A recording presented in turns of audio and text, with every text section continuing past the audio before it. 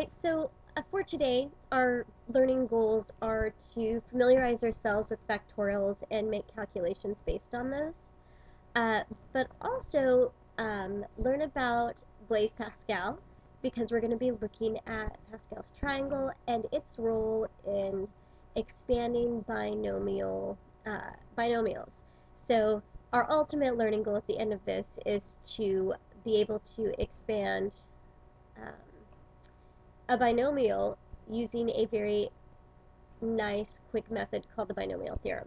So let's talk about Blaise Pascal, who happens to be one of my more favorite math people. Well, let's just be honest, my totally favorite math person. So Blaise Pascal lived from 1623 to 1662.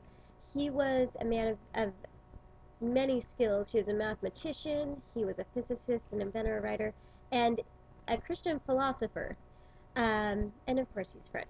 Okay, or from France.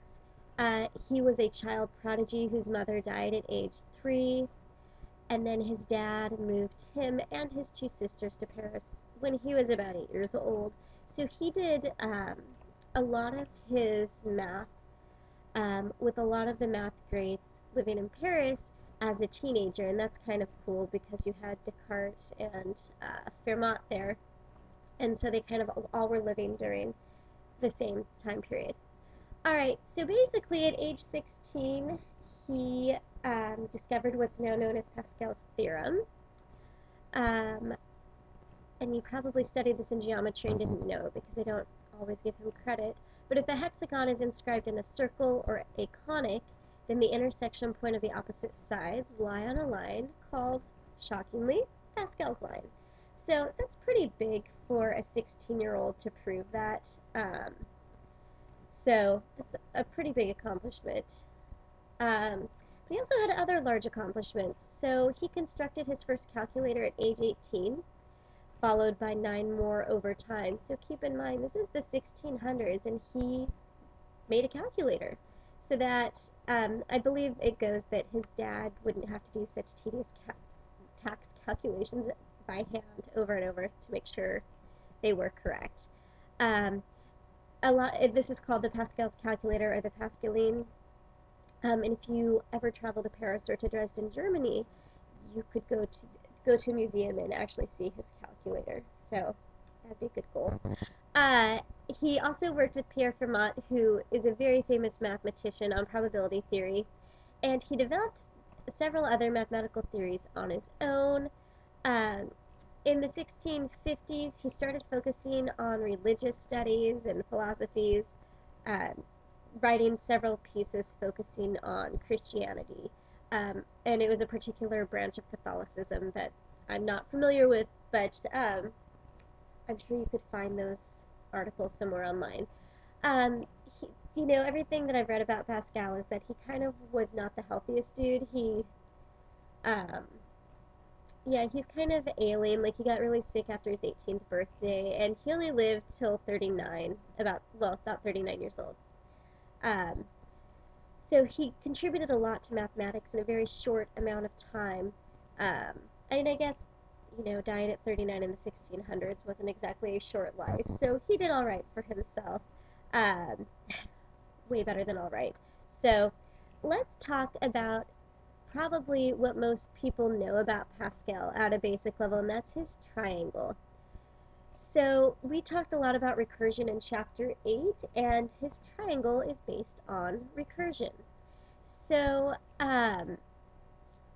these are oftentimes called binomial coefficients, although they have many other purposes.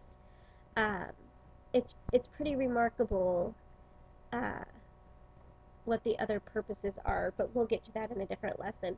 But basically, each number, so excluding the first 2 rows, okay, what you're going to notice is they're always surrounded by 1s, okay?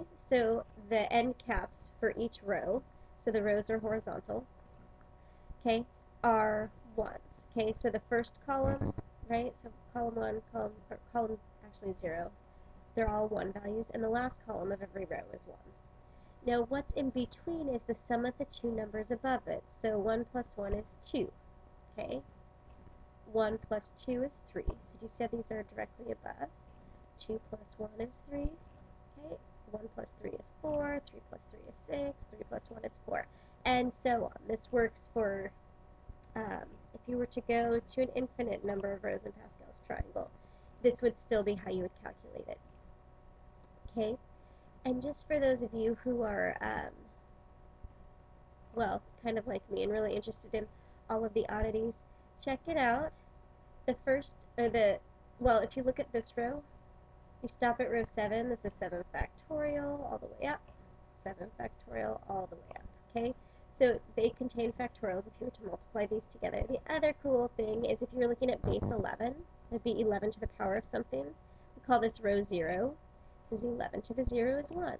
11 to the 1 is 11. 11 squared is 121. 11 cubed, because this is row 3, is 1,331, and so on. And it's true for every row, which is pretty awesome. And there are also many other things you can do with this, including some really cool things. So we'll get to that later. All right, so here's what you need to notate very boldly in your notes and highlight it. In Pascal's triangle, we don't start with row 1 or column 1. We start with row 0 and column 0. So this is row 0, row 1, row 2, row 3, row 4, row 5, row 6. Now, if you can't remember what row, very convenient, the middle, the number directly to the right of the one and directly to the left, because this is symmetrical, tells you the row number. So this is row 3, because the number to the right of the 1 is 3, the number to the left of the 1 is 3. If we come all the way down to the bottom, to the left of the 1 is 13, to the right of the 1 is 13. That's row 13, okay? All right, so what you're going to notice is there's always some sort of pattern, like 1, 5, 10, 10, 5, 1. So if you were to cut this down the middle, you would see that it's exactly symmetrical about that value. So it goes from repeating values next to each other to the repeated values separated by one number, right? And then two repeated values separated by one number for the rest of the time, okay? And then it is symmetrical. All right, so that's kind of an overview of the triangle. All right, so if we were to say row 4, so this is row 4, what you're going to notice is this is column 0. Oh no, I hit the keyboard, sorry. Column 0, column 1, column 2, column 3, column 4. So row 4 in this case has the same number of columns as the row number, as long as you start counting with 0. So we're not using counting numbers here, we're counting with 0. So that means that row 8, if we start with 0, there would be terms 0 through 8. Maybe that's a better way to say it than the number of columns, because there's technically, if we start with counting numbers, 9 columns, okay? All right, row 12 would have, we start with 0, from 0 to 12 terms, okay? You'll see why this is important here in a second. So there are 3 different ways to notate a value on Pascal's triangle. Okay, all 3 are equivalent. They're just used by different people due to preference. So much like math, lots of different ways to do the right thing. So this is a very common notation for Pascal's triangle. It means go to the 10th row and the 4th position. Okay, so that would be 0, 1, 2, 3, 4. So that would be the 5th column, but the 4th position. Okay, this means the same thing. So this is how the British write it. These are both Cambridge notations. They would say 10th column and choose. The C represents something that we're not going to study quite yet. It's a combination, but it means the same thing as this. But your calculator uses the C, and that's why we're introducing it here rather than when we do statistics. Okay, so 10 choosing the 10 with choosing the fourth position. Okay, Americans tend to write it, and your calculator writes it like this. By the way, 4 is not an exponent here; it's just a notation. Okay, so 10C4, same thing, 10th column, 4th position. Alright, so just to clarify, oops, since we're going to the 10th row, we don't need to count down from 0. We're just going to look for the row containing a 10 to the right of the 1, and then we're going to count over to the 4th position, starting with column 0, 0, 1, 2, 3, 4. So the value of 10C4, or the 10th row, 4th position, is 210. Okay? So using the triangle, let's also find the 8th row, position 5. So we're going to go up to where there's an 8, and we're going to count over to position 5, 0, 1, 2, 3, 4, 5. That's 56. Note that you would also have the same value at 0, 1, 2, 3. Okay, we'll get to why that is later. Okay, 6C2, that means 6th row. That would be this row, 2nd position, 0, 1, 2. So 15. You'll notice you also see 15 here. So 6C2 is the same thing as 6C4. Alright, so one of the ways that you calculate factorials by hand without a calculator is to use this formula. I say factorials, sorry. Calculating, let me rephrase. One of the ways that you find the number on Pascal's triangle without drawing either Pascal's triangle or using a calculator is with this method. So basically the formula is n factorial, which should sound familiar after what you did earlier today, divided by r factorial times the quantity n minus r factorial. So before you take the factorial of this parenthesis, you subtract.